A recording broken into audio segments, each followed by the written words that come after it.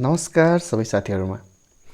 नेपालमा कुनै पनि बैंकबाट व्यक्तिगत प्रयोजनको लागि पर्सनल लोन अथवा व्यक्तिगत कर्जा लिँदा के प्रक्रियाहरू हुन्छ र के डकुमेन्टहरू आवश्यक पर्छ भन्ने बारे तपाईहरुलाई बुझ्न मन छ भने यो भिडियो तपाईहरुकै लागि हो।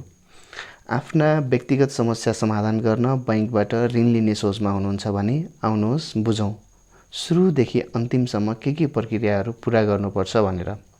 सर्वप्रथम तपाईले आफूले ऋण लिन चाहेको बैंकको नजिकको शाखामा गई त्यहाँको आधिकारिक व्यक्ति ब्रान्च म्यानेजर अथवा ऋण शाखाको कर्मचारीलाई भेट्नुपर्छ र आफूलाई कति रकम ऋण चाहिएको हो, उक्त ऋणको लागि तपाईसँग सुरक्षण अथवा धितो के छ, उक्त ऋणको भुक्तानीको लागि तपाईसँग के कस्ता आम्दानीका स्रोतहरू छन्, तपाईको व्यक्तिगत जमानी कसले लिन सक्छ र तपाईलाई किन त्यो ऋण चाहिएको हो आदि कुरा प्रष्टसँग भनेर मौखिक रूपमा ऋण माग गर्न सक्नुहुन्छ। बैंकको आधिकारिक व्यक्तिले तपाईले दिएको जानकारीको आधारमा तपाईलाई कति रकम ऋण दिने अथवा नदिने भन्ने निष्कर्षमा पुग्छन् र तपाईलाई प्रक्रियाको लागि आवश्यक पर्ने कागजपत्र उपलब्ध गराउन आग्रह गर्छन्। मौखिक रूपमा तपाईलाई बैंकले ऋण दिन सहमत भइसकेपछि अब तपाईले प्रक्रियाको लागि बैंकले उपलब्ध गराएको निवेदन फारम भरेर निम्न कागजपत्रहरू बैंकमा बुझाउनु पर्ने हुन्छ। त्यसमा पहिलो नम्बरमा छ नागरिकता प्रमाणपत्र, दोस्रो नम्बरमा नाता प्रमाणित वा एका घरको पारिवारिक विवरण, अनि त्यसैगरी अर्को छ तेस्रो नम्बरमा आम्दानी प्रमाणित गर्ने प्रमाणपत्र जसलाई salary certificate, rent agreement, business tax clearance, bank statement आदि भनेर बुझ्न सकिन्छ।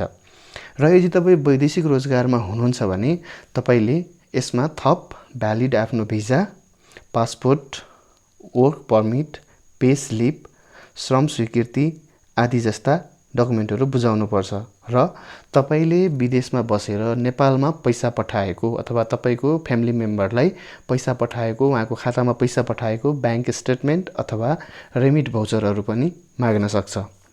अनि त्यसैगरी तेस्रो नम्बरमा तपाईलाई चाहिन्छ लाल पूर्जाको प्रमाणपत्र र तपाईले बैंकमा लाल पूर्जाको प्रमाणपत्र बुझाउनु भयो भने बैंकले ट्रेस म्याप अथवा तपाईको जग्गाको नक्सा ब्लुप्रिन्ट चाहिँ निकालेर ल्याउँछ र त्यसैको आधारमा तपाईले 4 किल्ला बनाउनु पर्ने हुन्छ। 4 किल्ला चाहिँ तपाईले आफ्नो वडा कार्यालयबाट बनाउन सक्नुहुन्छ।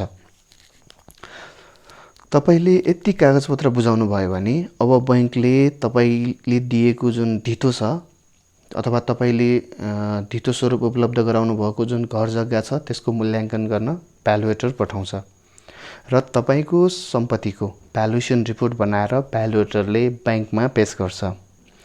भ्यालुएसन रिपोर्ट प्राप्त भइसकेपछि बैंकले तपाईको सम्पूर्ण विवरणहरू, ऋण रकम, उद्देश्य, आम्दानी, धितो आदि खुल्ने एउटा फाइल तयार गर्छ र त्यो फाइललाई चाहिँ एप्रुभलको लागि माथिल्लो तहमा पठाउँछ।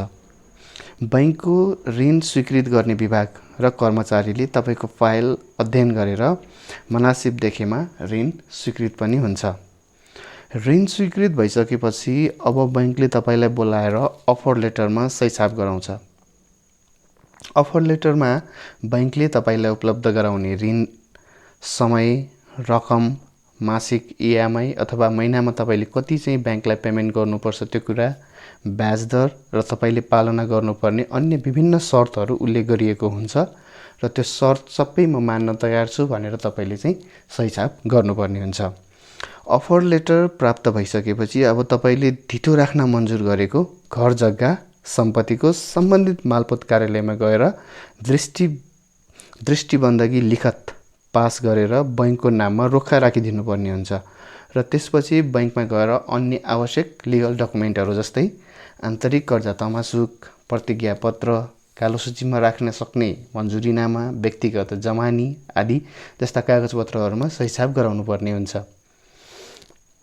यति प्रक्रिया पूरा गरिसकेपछि तपाईले आफूले तिर्नुपर्ने सेवा शुल्क आफ्नो खातामा जम्मा गरिदिएपछि तपाईको खातामा स्वीकृत भएको कर्जा रकम जम्मा हुन्छ र तपाईले खाताबाट रकम झिकेर प्रयोग गर्न सक्नुहुनेछ।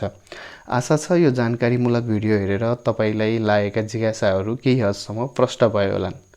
तपाईहरूलाई यस्तै बैंकिङ सेवाहरूसँग सम्बन्धित कुनै पनि कुरामा प्रष्ट हुन मन छ भने कृपया तलको कमेन्ट बक्समा लेख्नुहोला।